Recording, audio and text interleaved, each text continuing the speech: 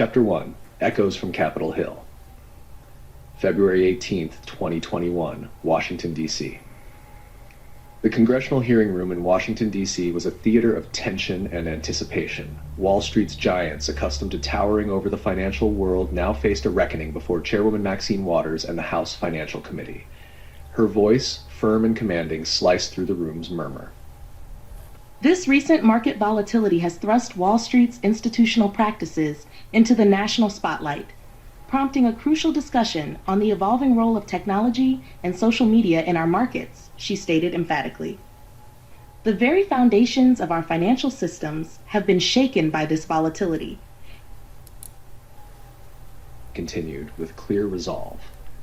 It is imperative we scrutinize what allowed for such disruption, to understand not just the consequences, but the actions that precipitated them. We are here to peel back the layers, to expose the transactions and decisions that, while legal, may not align with the spirit of a market serving the many, not the few. As the hearing begins, the air grows dense with the gravity of the moment.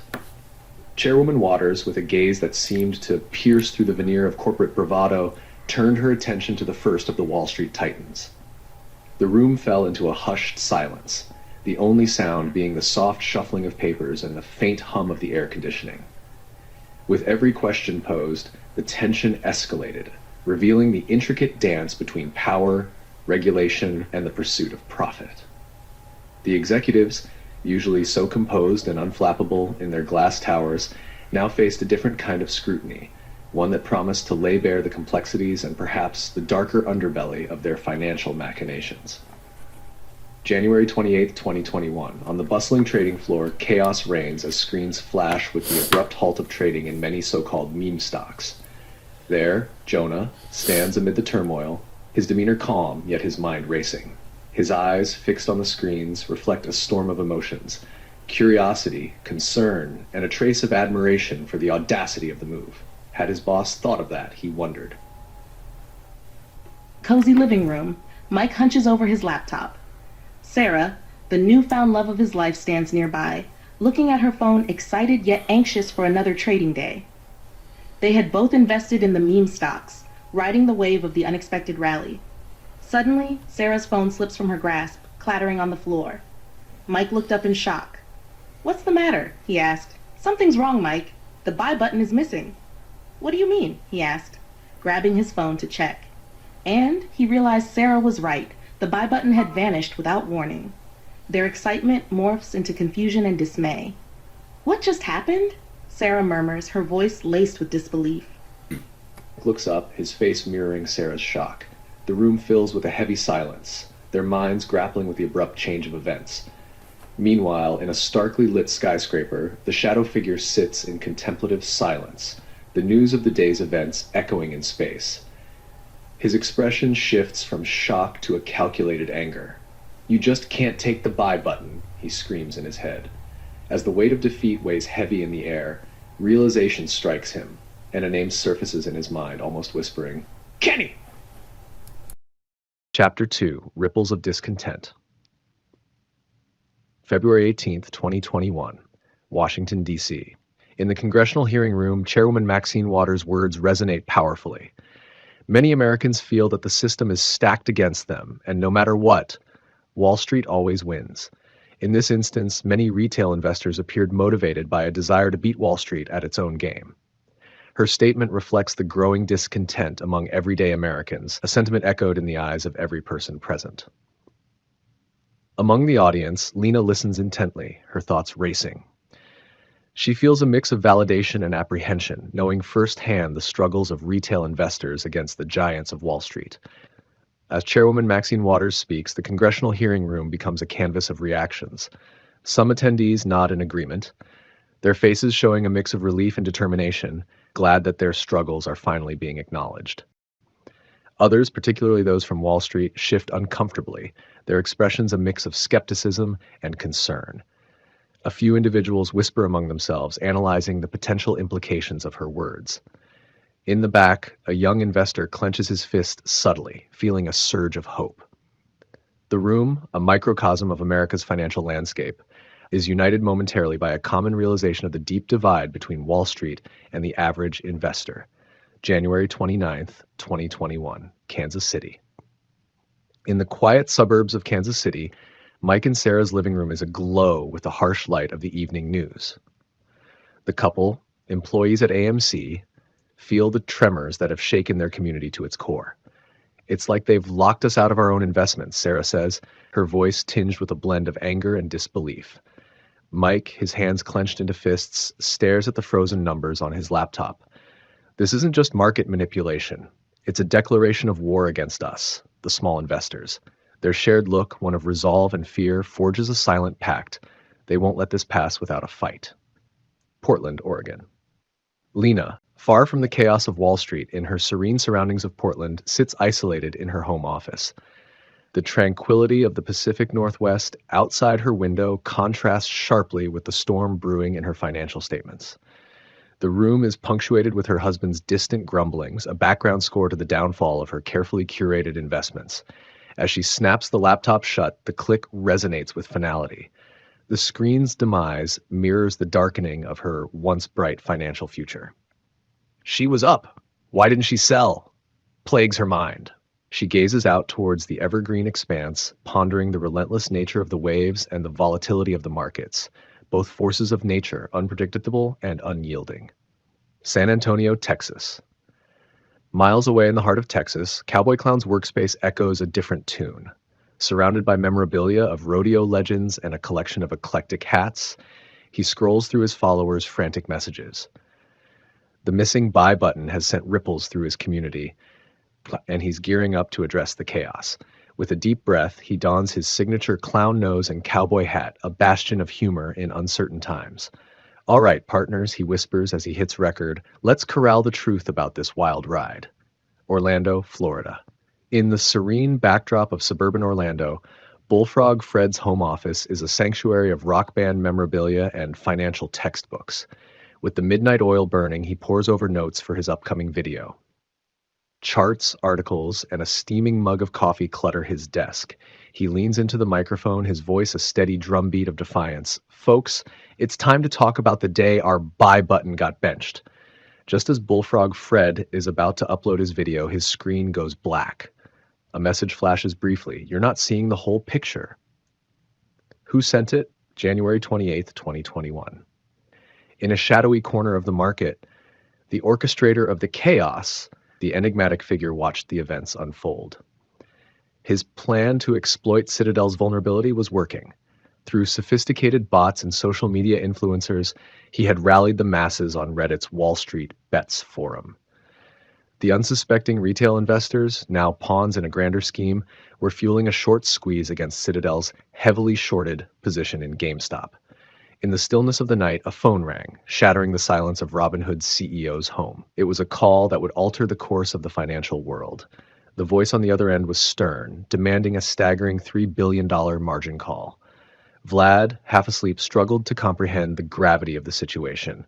This was not just any demand. It was an order of magnitude beyond what Robinhood had ever faced, and it could ruin him.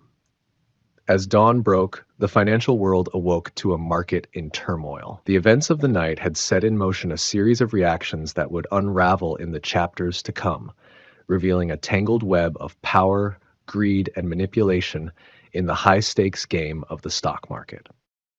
Chapter 3. The Hearing. February 18th, 2021, Washington, D.C. In the heart of Washington, D.C., a city known more for its political scandals than its financial intrigues, a drama unlike any other was unfolding.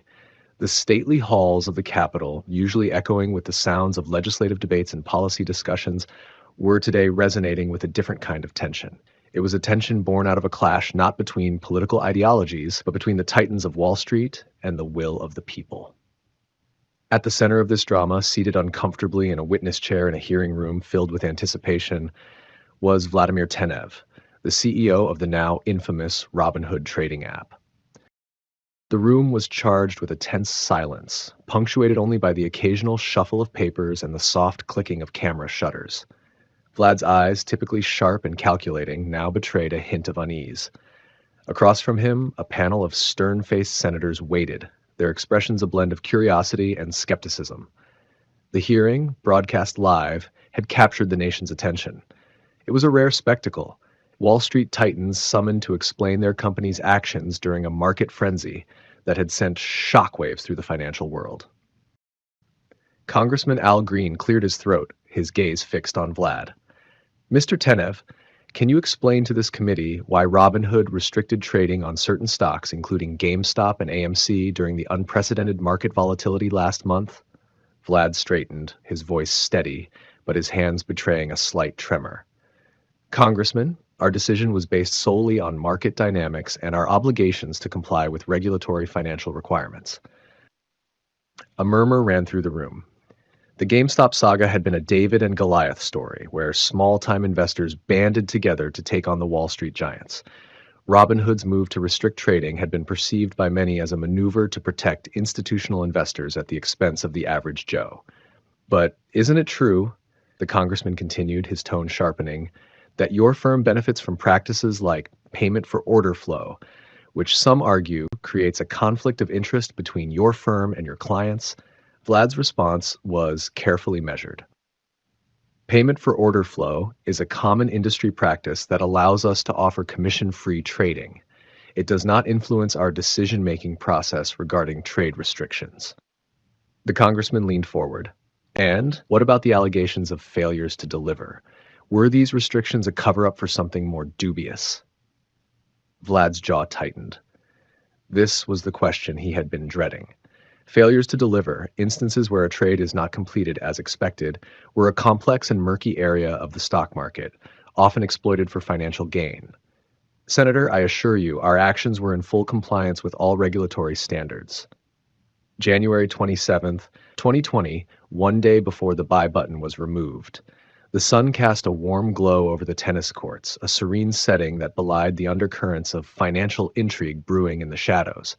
Ken Griffin, CEO of Citadel, stood poised with a racket, a stark contrast to his mind, which was entrenched in the complexities of high-stakes finance. His phone broke the tranquility, its ring sharp and insistent.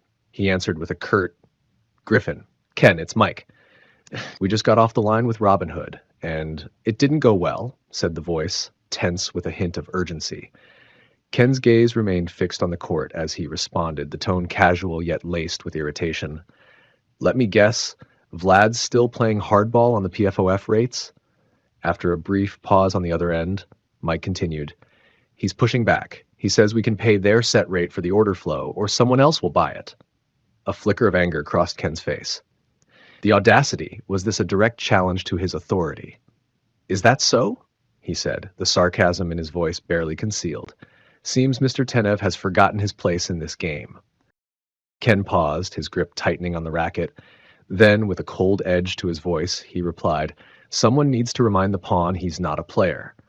I'll take care of it." As Ken returned to his game, each stroke was calculated, mirroring his approach to the finance world. He was not just a player, he was the architect of the game. In his mind, the next moves were already forming, moves that would remind Vlad Tenev and the world of the power he wielded in this high-stakes chess match.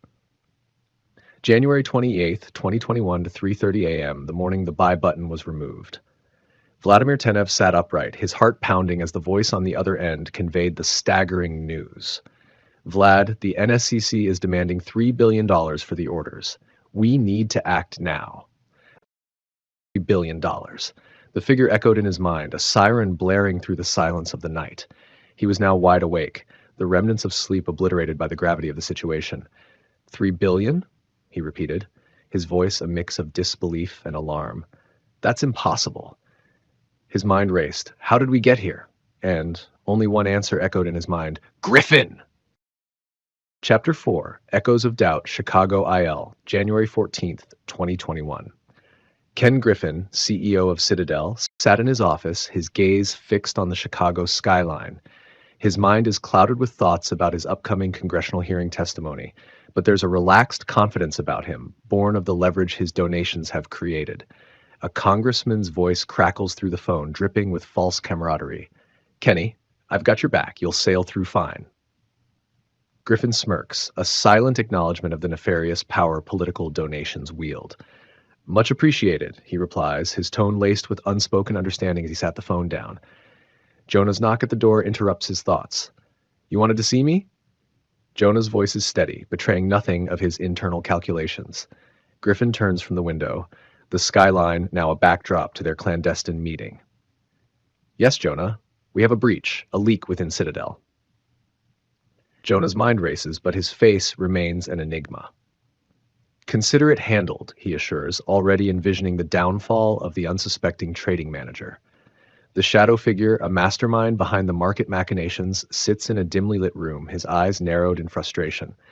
Kenny played his hand well, he mutters to himself, reflecting on Griffin's move to approach the NSCC, which led to Robin Hood's margin call on January 28th.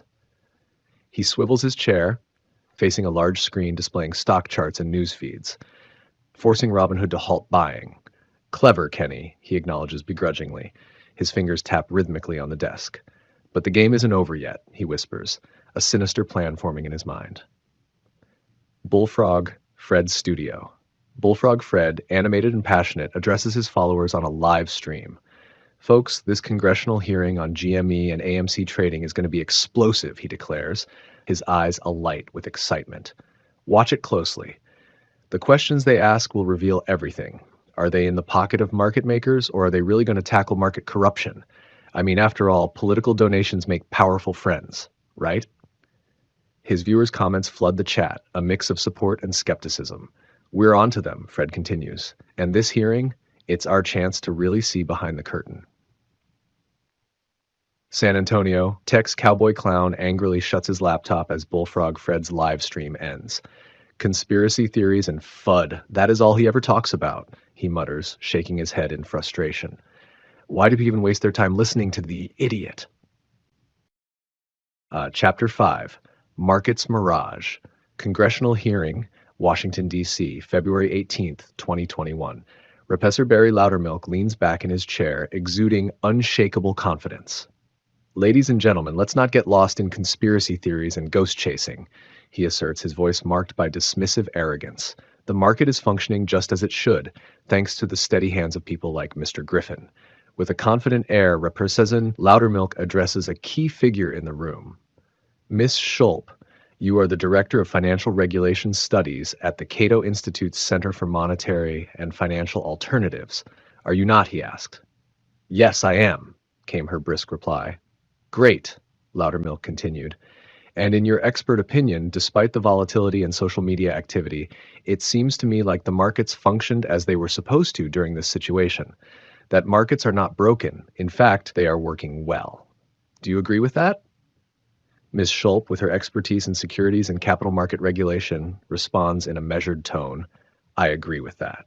Her response adds weight to Loudermilk's stance, framing the markets as stable and efficient amidst the chaos.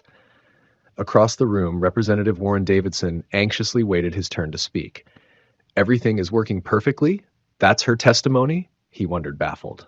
San Antonio, TX, seated comfortably in his leather-backed chair, drink in hand, Cowboy Clown faces his camera, a knowing look in his eyes. All right, team, let's cut through the noise, he starts, a slight drawl in his voice. You've got Bullfrog and his crew stirring up FUD, but here's the real deal from D.C. Rep. Loudermilk and Miss Schulp say the market's solid. No conspiracy, no hidden plots. Just the market doing what it's designed to do. He leans back, a satisfied grin on his face as he dismisses the conspiracy theories and assures his audience of the market's integrity. Back at the hearing, a shadowy figure is tucked away in the back of the room, barely noticeable. His eyes, sharp and calculating, fixate on Loudermilk and Miss Schulp.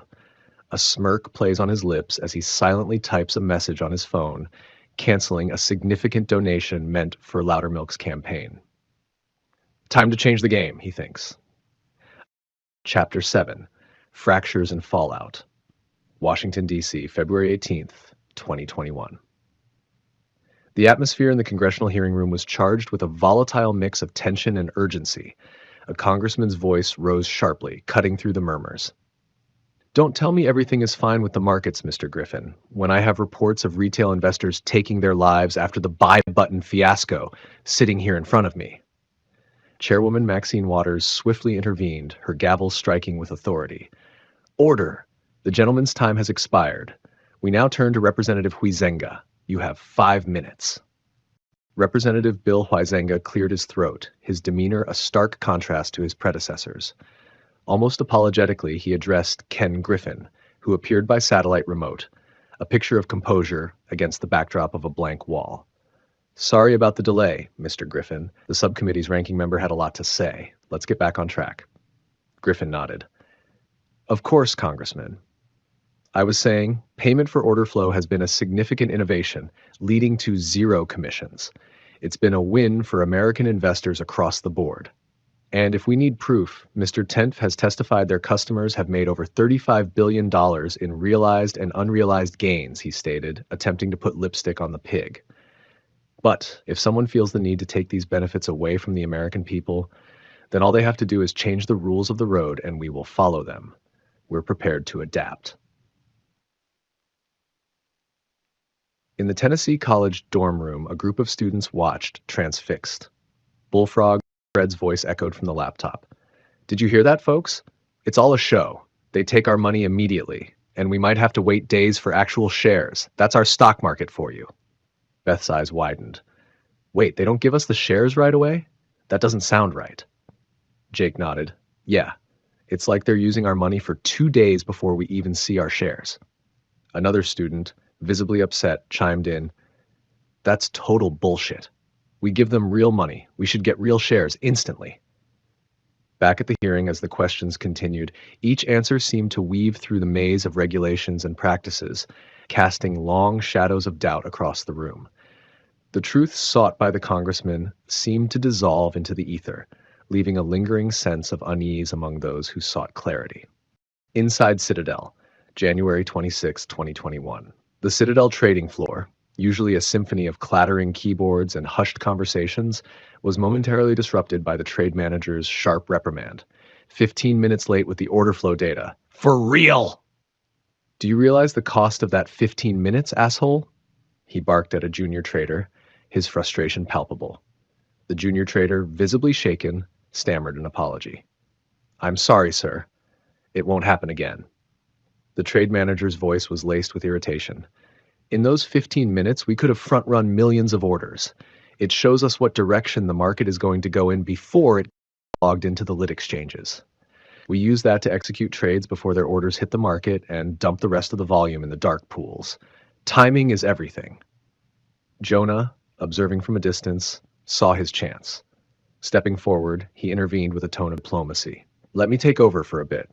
Why don't you both take a break? As the trade manager and the junior trader dispersed, Jonah slipped into the vacant seat. His fingers flew over the keys, Kenny's access code already memorized. This was his moment to reroute the PFOF orders away from Citadel's dark pool and directly to the NYSE. As he executed the order, he thought, this is the biggest volume rerouted yet. Jonah was acutely aware of the magnitude of his actions. He was the invisible hand triggering a chain reaction, one that would expose the murky depths of market manipulation. With each click, he was rewriting the rules of the game, setting the stage for a reckoning that would soon shake Wall Street to its core. Get ready for your Moass apes, and chuckled to himself as he executed the order. Chapter 8, Shadows of Truth. Washington, D.C. Congressional Hearing, February 2021. The Congressional Hearing room buzzed with a tense energy as Representative Sherman turned his attention to Ken Griffin. Mr. Griffin, let's revisit payment for order flow for a minute. This practice has been around for decades, correct? Griffin, appearing remotely, responded with calculated assurance. It's been around for at least 1 or 2 decades, Congressman. And is it a practice recognized and approved by the SEC, correct? Sherman pressed on. Yes, it is, Griffin affirmed. The congressman continued, and the rate you pay for the order flow, is that set by the wholesaler such as yourself, or is the PFOF rate set by the brokerage firms? Griffin replied. The brokerage firm sets the payment for order flow rate, not us as market makers. And how much is this order flow rate that the brokers set? Sherman pressed. It varies, Congressman. Sometimes we can negotiate a lower rate if the order flow is exceptionally high. Sherman's next question was pointed. As a market maker providing execution services to retail brokers, you're required to meet the best execution requirements, right? Yes. That's right, Griffin acknowledged. We're required to provide the same or better pricing than the exchanges. In the audience, Lena leaned closer to Hal, whispering, "So is he saying we are buying from Robin Hood? Then Robin Hood sells our order to Citadel? Robin Hood themselves don't execute the order?" Hal, his eyes fixed on Griffin, murmured back, "It's complicated. On paper, it looks good for us, but there's always a catch. Nothing is free." Washington, D.C., outside the hearing room. During a committee break, Lena and Hal stepped outside, where Hal lit a cigarette. They noticed the congressman who had sided with Griffin boasting about the robustness of the markets. Hal couldn't hold back. "Hey, Congressman, tell me you work for Kenny without telling me you work for Kenny," he called out, his voice dripping with sarcasm. Turning back to Lena, he muttered, "Asshole!" Lena smiled wryly, admiring Hal's brashness. She wished she had his guts and strength to stand up to her own challenges. Back inside the committee hearing. The hearing resumed, and Lena and Hal returned to their seats.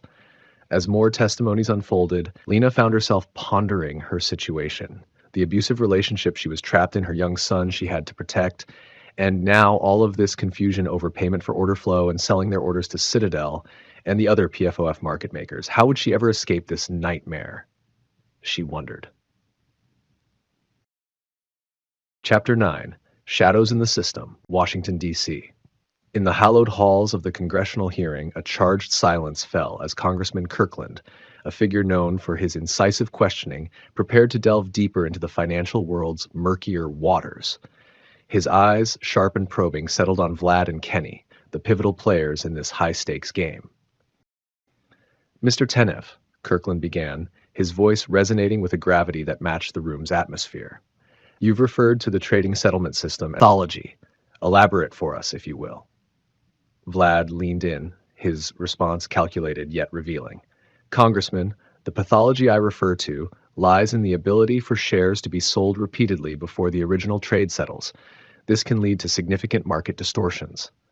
A murmur rippled through the room, carrying a mix of intrigue and skepticism. In the back, Lena leaned toward Hal, whispering urgently, "Does that mean the same shares are sold over and over?" Hal's nod, grave and knowing, added to the growing atmosphere of unease. Kirkland, unmoved by the stir, pressed on. "And same-day settlement, Mr. Tenev? Would it correct these distortions?" Vlad's affirmation was immediate, but his eyes hinted at unspoken complexities. "Absolutely. It would ensure more immediate trade reconciliations." The focus shifted to Kenny, his demeanor a stark contrast to Vlad's. "Mr. Griffin, your perspective on transitioning to same-day settlement." Kenny's response was careful, laced with both understanding and caution. "In theory, it's advantageous. Yet, practically, our system might struggle with such a rapid overhaul. It's a significant paradigm shift." Kirkland's expression remained stoic, but his sharp gaze suggested he was piecing together a larger puzzle, one that extended far beyond the walls of the hearing room. The undercurrents of the discussion, laden with implications and half-truths, hinted at deeper, yet-to-be-revealed machinations. Outside, the discourse of the hearing was more than just an exchange of theories. It was the stirring of a financial tempest that would resonate across markets and lives. Unseen by those in power, whispers of a larger game afoot began to emerge, setting the stage for revelations that could shake the very foundations of Wall Street. Chapter 10. The Pathology of Prophet. The air in the Congressional Hearing Room was electric with tension and anticipation. Congressman Walsh, an island of dissent in a sea of agreement, watched as his colleagues extolled the virtues of the modern financial mechanisms that had simultaneously empowered and plundered so many. He listened, his skepticism a silent sentinel against the tide of praise. Vlad Tenev, the CEO who touted the democratization of the stock market, took the floor once more. His previous admissions about the pathology within the settlement system had sent ripples through the onlookers and incited silent furies among his peers. Ken Griffin's thoughts seethed with retorts, his mind vowing a reckoning once the curtains fell on this act. Congressman Kirkland's voice cut through the murmurings, sharp and demanding clarity. "Mr. Tenev, this pathology you mentioned, could you explain to the committee what exactly you're referring to?" Vlad, the very picture of rehearsed composure, responded. "Of course, Congressman. By pathology, I refer to the systematic reselling of shares before the original trade has settled. This practice allows shares to be sold repeatedly, which can be rectified by same-day settlement. A murmur swept through the room at his admission. The committee members, caught off guard by the CEO's ready acknowledgement, stirred in their seats, their gaze shifting to Griffin, whose eyes blazed with a mix of fury and resolve. Now was his moment to shine, to seize the narrative. Congressman Kirkland, seizing the momentum, turned to Griffin. Mr. Griffin, your take on same-day settlement? Kenny, a seasoned navigator of boardroom battles, responded with his characteristic caution laced with diplomacy. The idea has merit, but the challenge of implementing same-day settlement across our current infrastructure is considerable. Walsh's thoughts raced, his skepticism not so easily quelled. Challenging, yes, but far from impossible, he mused. His pen flew across his notepad, each thought etched with urgency.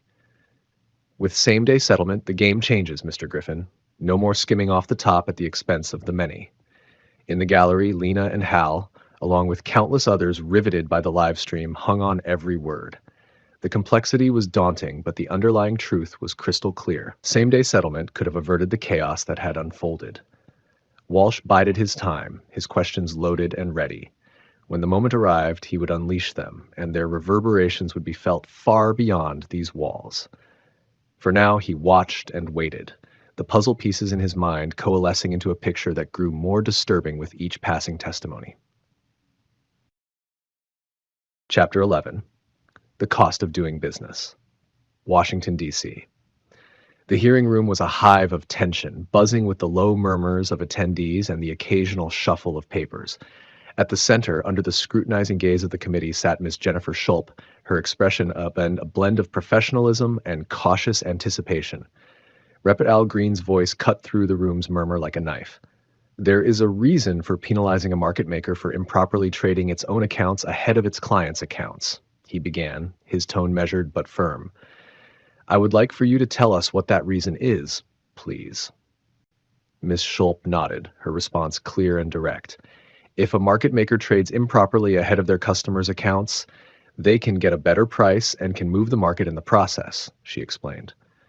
Green leaned forward, his next words carrying the weight of accusation. Here's my point.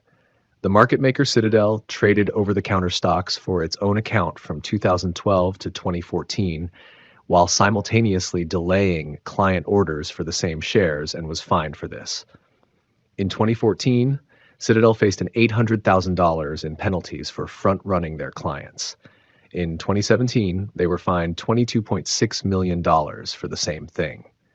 In 2018, Citadel was fined $3.5 million, and in 2020, they were fined over $97.5 million.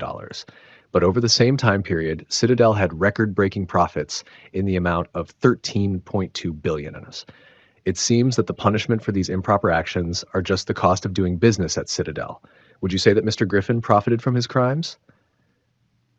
Her response was elusive, and with a generic response, well, as a former enforcement attorney at FINRA, I can say that regulators have the same concern with fines and other punishments becoming just a cost of doing business.